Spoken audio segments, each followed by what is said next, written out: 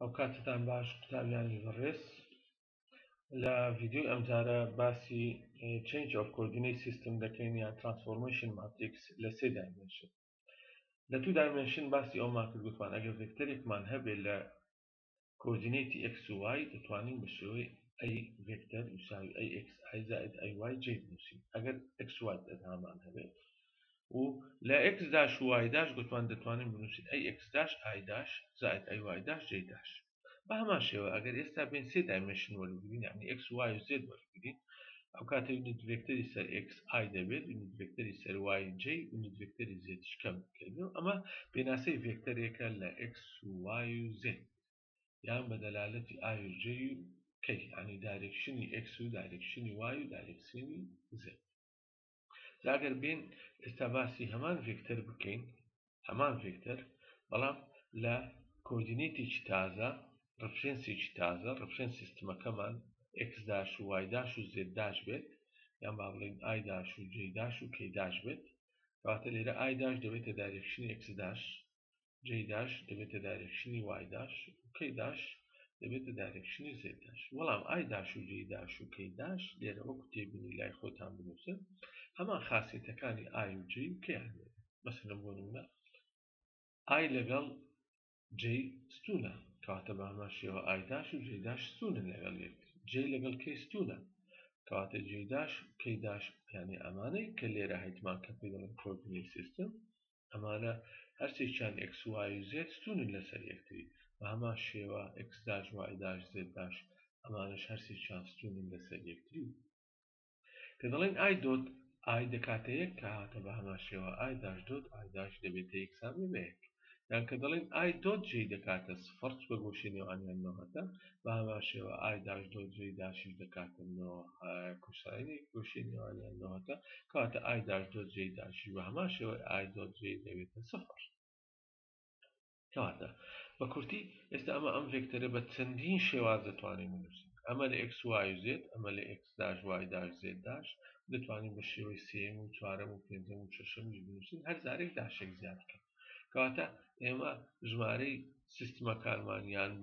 بەیسەکانمان یەکجار زۆرە مالانیهایە بەیسیس دەتوانین بۆ ئەم ڤێکتەرە دروست بکەین یان دەتوانین ئەم ڤێکتەرە لە چەند بەیسی جیاواز بنووسین بەڵام لەوەی کە گرنگە لێرە relation between two observers یان relation between two bases یان relation between the components of the vector لێرە کۆمپۆنێنتی ڤێکتەرەکان ڤێکتەر لە x y و z لێرەش کۆمپۆنێنتی ڤێکتەرەکە لە x داش و y داش و z داش بزانە لێرە پەیوەندی هەیە بینی ئەم کۆمپۆنێنتان یعنی بە کورتی ئێمە ئەگەر ئەی x و ئەی y و ئەی z بزانین دەتوانین ئەی x داش و ئەی y داش و ئەی z داش بدۆزین یان بە پێچەوانەوە ئەگەر ئەی x داش و ئەی y داش و ئەی z داش بزانین دەتوانین ئەی x و ئەی y و ئەی z بدۆزین بەواستەی ماتریکسێک کە پێی دەڵێن ترانسفۆرمیشن ماتریکس یان پێی دەڵێن ئۆرتۆگۆنال ماتریکس بزانین ئەو پەیوەندە چۆن دەردەچێت دێن هاوکێشەی دێن چی دەکەین لێرە لە هەر ئەم هاوکێشەیە هەردوو لای هاوکێشەی دووەم وەربگرین دۆت ئای داش دەکەین ئەگە هەردوو لای هاوکێشەی لە ڕاست و چەپەوە ئی دووەم دۆت ئای داش بکەین ئای داش دۆت ئای داش دەکاتە یەک ئای داش دۆت j داش دەبێتە سفر یعنی تێرمی یەکەم دەبێتە یەک تێرمی دووەم و سێم دەبێت یعنی ئەی x داش دەمێنێتەوە ئەم جارە لە جیاتی ئەو ئەیە هاوکێشەی یەکەم تعویز دەکەین زانە تێبینی یەکەم دێنچ دەکەین هەردوو لای هاوکێشەی دووەم دەتان ئێستا بە کورتی و بە کوردی لای خۆتان بنووسنەوە هەردوو لای هاوکێشەی دووەم لە ڕاست و چەپ جاری یەکەم دۆت ئای داش دەکەین ئای داش دواتر هاوکێشەی یەکەم لە هاوکێشەی دووەم تعویز دەکەینەوە ئەم کۆفیشنتانەوە لە دەردەچێت یعنی لای ڕاست دەبێتە ئەی x داش لە جیاتی ئەو ئەیە هاوکێشەی یەکەم تعویز دەکەینەوە ئەی x ئای ئەو هاوکێشەی یەکەم دۆت ئای داش دەکەین ئەو ئەنجامەمان دەردەچێت جاری دووەم دێن چی دەکەین گوتمان هەردوو لای هاوکێشەی دووەم دۆت j داش دەکەین لە ڕاست و چەپەوە جارێشتریش هاوکێشەی یەکەم لە هاوکێشەی دووەم تعویز دەکەینەوە ئەومان بۆ دەردەچێت و لە تێبینی سێم هەردوو لای هاوکێشەی دووەم دۆت k داش دەکەین لە ڕاست و چەپەوە و هاوکێشەی یەکەم لە هاوکێشەی دووەمدا دەنێینەوە ئەم جارە ئەو هاوکێشەی یەکەمە و کۆفشێنتانەمان لۆ دەردەچێت دا زۆر بە ئاسانی و بە کورتی دەتوانین لێرە بە شێوەی ماتریکس جارێشتر وەکو دوو دایمێنشن ئەی ئێکس داش ئەی وای داش ئەی زێد داش یەکسان دەبێ بە ئەو ترانسفۆرمێشن ماتریکسە پێی دەڵێن فێرست ترانسفۆرمێشن ماتریکس شێوەیەکی گشتی هەیە بۆ شێوەیە ئەمەشیان ئەی ئێکس و ئەی وای و ئەی زێد دا لێرە لەم هاوکێشەیە ئەمەش پێی دەڵێن فێرست ترانسفۆرمێشن ئیکوێشن بۆچی پێی دەڵێن ترانسفۆرمێشن ئیکوێشن چونکە ئێمە دەتوانین لە ئێکس و وای و زێد تەحویل بین لە بۆ ئێکس داش و وای داش و زێد داش واتە ئەگەر ئێکس و وای و زێد بزانین دەتوانین بە ئاسانی ئێکس داش و وای داش و زێد داش بدۆزینەوە جا بە هەمان شێوە ئەگەر ئێکس داش و وای داش و زێد داشیش بزانین دەتوانین ئێکس دەبڵ داش وای دەبڵ داش زێد دەبڵ داش بدۆزینەوە واتە ئەی ئێکس دەبڵ داش ئەی وای دەبڵ داش ئەی زێد دەبڵ داش بدۆزینەوە بەڵام ئەو کاتە پێویستیمان بە ماتریکسێکی تر هەیە کە پێی دەڵێن سێکند ترانسفۆرمێشن ماتریکس واتە ئەگەر بین هاوکێشەی دووەم و سێیەم وەرگرین بە هەمان شێوەی هاوکێشەی یەکەم و دووەم داریشتر دەتوانین هاوکێشەیەک بدۆزینەوە پێی دەڵێن سێکند ترانسفۆرمێشن ئیکوێشن بە کورتیەکەی داشێک لە بۆ ئەم هاوکێشەیە زیاد بکەین لە بۆ هەر هەمویان یعنی ئەی ئێکس داش دەکەینە ئەی ئێکس دەبڵ داش ئەی وای داش دەکەینە ئەی وای دەبڵ داش ئەی زێد داش دەکەینە ئەی زێد دەبڵ داش ئەی ئێکس دەکەینە ئەی ئێکس داش ئەی وای دەکەینە ئەی وای داش ئەی زێد دەکەینە ئەی زێد داش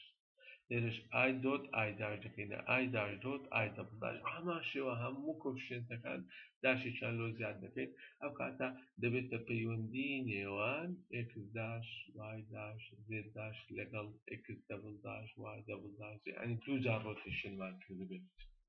بە هەمان شێوە ئەگەر سێ جاریش ڕۆتیشن بکەین چوار جاریش ڕۆتیشن بکەین هەر هەمان ئەو شێوەی هاوکێشەیە کە ئێستا لە بەرچاومانە هەر ئەو شێوەیە دەردەچێت کەواتە لەم هاوکێشەیە دەتوانێت چی بکەین یان داواکرا و دراو لەم هاوکێشەیە چێ ئەگەر ئەی ئێکس و ئەی وای و ئەی زێد بزانین دەتوانین ئەی ئێکس داش ئەی وای داش ئەی زێد داش بدۆزینەوە یان بە کورتی ئەگەر ئێمە ڤێکتەرەکە لە ئێکس و وای و زێد بزانین ئەم ڤێکتەرە یعنی هاوکێشەی یەکەممان هەبێت دەتوانین هاوکێشەی دووەم بدۆزینەوە دواتە هەمان ڤێکتەر بەڵام بە شێوەیەکی تر دەردەکەوێت لە کۆردینەیتی ئێکس داش و وای داش و زێد داش داریشتر لە ئاراستەی ڤێکتەرەکە دەگۆڕێت و لە قیمەتی ڤێکتەرەکەش دەگۆڕێت کەواتە و ئەگەر هاوکێشەی دووەمیش بزانین دەتوانین هاوکێشەی یەکەم بدۆزینەوە بە هەمان شێوە دەتوانین ئێستا لێرە هاوکێشەیەک اشتقاق بکەین یان هاوکێشەیەک بدۆزینەوە کە پەیوەندی نێوان ئەم جارە ئەوانە شوێنیان بگۆڕین یعنی هاوکێشەی دووەممان هەبێت بتوانین هاوکێشەی یەکەم بدۆزینەوە جا ئەو ماتریکسەیە کە لێرە دەردەچێت ئەو ماتریکسەیە چەند خاصەتێکی هەیە خاصەتەکانی ئەو ماتریکسەیە ئەو ماتریکسە کە پێی دەڵێن ترانسفۆرمێشن ماتریکس یەکەم جار ناوی ماتریکسەکە پێی دەڵێن ترانسفۆرمێشن ماتریکس یان پێی دەڵێن ئۆرتۆگۆنال ماتریکس زۆر جاریش پێی دەڵێن ڕۆتیشن ماتریکس چونکە ئەمە ئەم ترانسفۆرمێشن ماتریکسە لە ئەنجامی ڕۆتیشن دروست دەبێت کەواتە کە ماتریکسەکە دەگۆڕین یان ڤێکتەرەکە دەگۆڕێت قیمەتی ڤێکتەرەکە ناگۆڕێت ئەو یەک لە خاصێتەکانیتی دەڵێ magnitude of the vector is unchanged under a transformation ناگۆڕێت خاصێتێک لە خاصێتەکانی ئەوە خاصەتی دووەم ئەگەر ئێمە ڕۆتیشن بکەین عادەتەن ڕۆتیشن بە ئاراستەی پێچەوانەی میلی کاتژمێر دەبێت بەڵام ئەگەر ئەمە ڕۆتیشن بە ئاراستەی میلی کاتژمێر بکەین ئەو جارە لە جیاتی تێتا یا لە جیاتی فای دەبێتە ناقس فای ئەو کاتە وەکو ئەوەیە کە ماتریکسەکە ترانسپۆز کرابێت ترانسپۆز پێناسی ترانسپۆسی ماتریکس ئەوەیە هەموو ڕیزەکان دەبێتە عەمود هەموو عەمودەکانیش دەکەینە ڕیز ئەو پێ دەڵێن ترانسپۆسی فای کەواتە ڕۆتیشن بە پێچەوانەوە یان بە میلی کاتژمێر وەکو ئەوەیەکەوە ماتریکسەکە ترانسپۆز کرابێت یعنی ئەنجامی ڕیزەکان دەبێتە عەمود عەمودەکانیش دەبێتە ڕیز جا ئەگەر ترانسپۆزەکە جارانی ماتریکسەکە خۆی بکەینەوە ئەو کاتە ئایدێنتیتی ماتریکس دروست دەبێت ئایدێنتیتی ماتریکسیش لێرە ماتریکسێکی سێ بە سێمان هەیە کەواتە هەموو ئیلیمێنتەکانی دەکاتە سفر جگە لە دایگۆنال ئلیمێنتەکان دەبێت کە دەکاتە یەک زانە کۆساین توان دوو زائید ساین توان دوو دەکاتە یەک ساین تواندوو زائد کۆساین تواندوو ئەوەش دەکاتەیەک یعنی بەس دایگۆنەڵەکە دەکاتەیەک باقی ئەوان تریش هەمووی دەبێتە زیرۆ. ئەم سێ خاصیتەکانی ئۆرتۆگۆنال ماتریکسن لە 2 دایمێنشن یان لە 3 دایمێنشن. لێرە ئێگزامپڵ ماوەبێتە لەسەر 3 دایمێنشن. لە 2 دایمێنشن هەمان ئەو خاصیتانە پەیڕەو دەبێت و ڕاست و دروستن. خاصەتی یەکەم قیمەتی ڤێکتەرەکە ناگۆڕێت، ئاڕاستی ڤێکتەرەکەش ناگۆڕێت. خاصەتی دووەم ئەگەر ڕۆتیشنمان کرد بە ئاڕاستی میلی کاتژمێر ئەوە وەکو ئەوەی وایە ماتریکسەکە ترانسپۆز کرابێت. خاصەتی سێم ترانسپۆسی ماتریکسەکە داران ماتریکسەکە خۆی بکەوە ئایدنتیتی ماتریکس دروست دەبێت و ئایدنتیتی ماتریکس ئەو ماتریکسەیەکەوە هەموو ئیلیمێنتەکانی دەکاتە زیرۆ جگە لە دایگۆنەل ئیلیمێنتەکان دەبێت کە قیمەتەکانی دەکاتە یەک. بۆ نمونە ئێستا ئەگەر هاتوو بە نمونە وەربگرین لێرە ترانسفۆرمەیشن ماتریکس بدۆزینەوە، بەڵام پێشەوەی بێنە سەر دۆزینەوەی ترانسفۆرمەیشن ماتریکس لێرە لە 3 دایمێنشن سێ جۆرە ڕۆتیشنمان هەیە. حەز دەکەم ئەوە کوتێبینی لای خۆتان بنووسن. ڕۆتیشن about z axis هەیە وەکو لێرە ها ڕۆتیشن نووسرا axis about z axis ئەگە سێری بکەین ئەمە خەتێک لە من دەدەین ها about z axis. rotation about z واتە z و z داش متابقن دەکەونە سەر یەک تەوەرە. ئەوەی کە دەسوڕێ x دەبتە x داش y دەبتە y داش یعنی وەکو ئەوەیە x و x داش و y داش هەمووی لەسەر مێزێک بێت. ئەم جارە ئەوەش ستونە لەسەر مێزەکە. واتە دووبارەی دەکەینەوە. rotation about z واتە چۆن z لەگەڵ z گۆشەی نێوانیان سفرە، z لەگەڵ z داش گۆشەی نێوانیان سفرە. rotation about z یعنی دەکەونە سەر یەک تەوەرە. x دەبتە x داش y دەبتە y داش وەکو 2 دایمێنشن یعنی x و x داش y و y داش هەمووی لەسەر مێزەکە دەبێت. z لەگەڵ z داش ستون دەبێت لەسەر x داش y و y داش یعنی گۆشەی z لەگەڵ z داش سفرە و z داش لەگەڵ هەر چوارەکەی تر گۆشەی نێوانیان نۆهەتە. ئەوە بۆ زانیاریت کە دەڵێ rotation about z. بە هەمان شێوە کە دەڵێ rotation about y واتە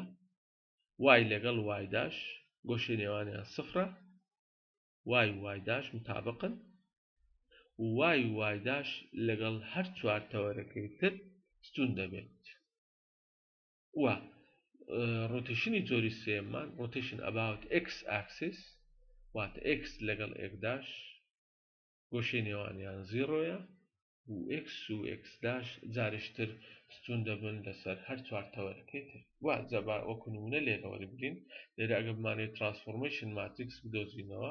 for rotation of the coordinate axis about z axis لێرە ئەگە سەیریکەی z لەگەڵ z داش گۆشەی نێوانیان لێرە دەبێتە z لەگەڵ z داش k لەگەڵ k داش گۆشەی نێوانیان سفرە سفر بەرەوەی کۆساین سفرش دەکاتە یەک. بەڵام ئەگەر بین هەر ئەوانی تر ئێستا ئەو لە 2 دایمێنشن ئەوە باسمان کرد ئەوە وەک خۆی دەمێنێتەوە ئەوەش 2 دایمێنشنەکەیە وەک خۆی دەمێنێتەوە. مەسەلەن j لەگەڵ i داش ئەوە j ئەوەشیان i داش دەبتە کۆساین پای لەسەر دوو کەم فای ئەوش دەکاتە ساین فای. ئەوەمان باس کرد لە 2 دایمێنشن. باقی ئەوانی تر ئەوەی کەی لەگەڵ بێت یان کەی داشی لەگەڵ بێت گۆشەکە دەکاتە نۆهات. گوتمان z لەگەڵ z داش ستونە لەسەر هەمویان اینجا کۆساین نۆهاتیش دەکاتە سفر. کەواتە بەنسبەت ترانسفۆرمەیشن ماتریکس لە بۆ z ئاکسیس بزانە i لەگەڵ i داش ئەوە باسمان کرد کۆساین فای مەسەڵەن بۆ نمونە ئەگەر c بێ دەبێتە ڕەش 3 لەسەر 2. j لەگەڵ i داش ئەوەش گوتمان دەبتە ساین فای ئەو 2 دایمێنشنەکەی ئێستا ئەوەی کە لێرە دەردەچێت ئەوەیان هەر هەمووی ئەوەندەی کە باسمان کرد ئەوە 2 دایمێنشن. ئەوەی در باقی کەی لەگەڵ کەی داش گوتمان گۆشەی نێوان z و z داش ئەوە z و z داش سفرە ئەو دەکاتە یەک. باقی ئەوەی کەی لەگەڵ بێت ئەو کەی یان کەی داش کەی ئەو چوارە ئەو دەبێت سفر بێت. بۆچی؟ چکە گوتمان z لەگەڵ z داش ستونە لەسەر x ستونە لەسەر x داش ستونە لەسەر y ستونە لەسەر وای داش يعني وەکو ئەوەی ئەو چارە لەسەر مێزێک بێت لە پلەینێک بێت زێت و زێت داشی ستونە لەسەر هەموو پلەک کەواتە بە هەمان شێوە ئێستا واجبێک لۆ ئێوە بەڕێز بە هەمان شێوە ئێوە لە خۆتان محاولە بکەن ئەم جارە تی بدۆزنەوە لە بۆ x axis و هەروها by the same way find tx axis هەروها ty axis بدۆزنەوە وتمان لە tx axis چۆن دەیدۆزیەوە x لەگەڵ x داش تەریب دەبن و x و x داش ستون دەبن لەسەر 4 تەوەرەکەی تر و لە y axis y لەگەڵ y داش تەریب دەبن و y داش ستون دەبن لەسەر هەر 4 تەوەرەکەی تر